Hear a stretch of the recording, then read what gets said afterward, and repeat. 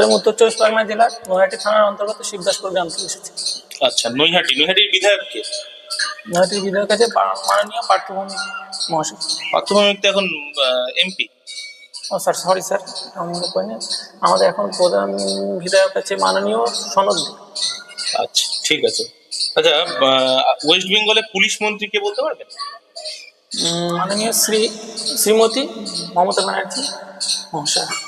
আচ্ছা, আপনি নৈহাটি থেকে আসছেন, নৈহাটির দুজন বিখ্যাত চরিত্রের নাম বলেন তো। একজন হলেন শ্রী মহাশয় বঙ্কিমচন্দ্র চট্টোপাধ্যায়, আরেকটা মনে পড়ছে না স্যার। বঙ্কিমচন্দ্র কেন বিখ্যাত? উনি সাহিত্যিক ছিলেন।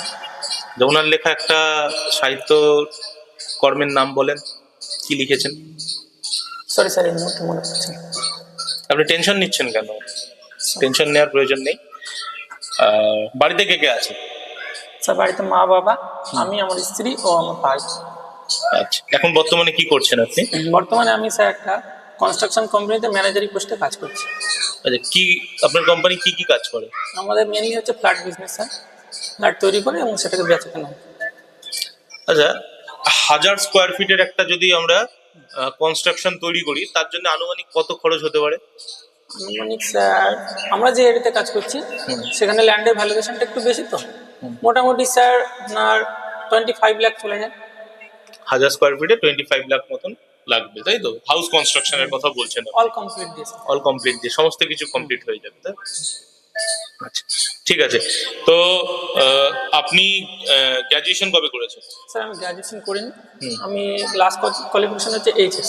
এইচএস পাস করেছেন। এইচএস কোন স্ট্রিম ছিল? আমার ছিল আর্টস। তারপরে কি করছেন? এইচএস কবে পাস করেছেন?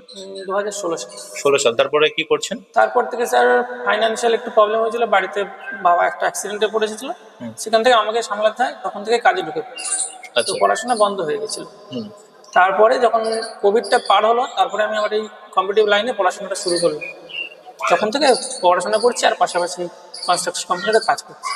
আপনি পুলিশের চাকরিকে কেন চুজ করলেন? স্যার বর্তমানে সত্যি কথা বলতে গেলে চাকরি আছে, তো আমার এই কাজটার পাশাপাশি আমি খুব বেশি প্রিপারেশন করতে পারিনি, তাই জন্য মোটামুটি আমি। আপনি বলছেন যে পুলিশের চাকরি সহজে পাওয়া যায়, তাই তো? সহজে স্যার একেবারে পাওয়া যায় না, তার জন্য আমি পরিশ্রম করতে হয়। তো আমি আমার একটা বন্ধুর কথা শোনার সাথে ফর্মটা ফিল আপ করেছিলাম এবং পরীক্ষা দিয়েছিলাম, আমি উত্তীর্ণ হয়েছি এবং পিএমটি পিইটিটাও পাস করে এসেছি। এই ঠিক আছে, খুব ভালো। স্যার কিছু জিজ্ঞেস করুন।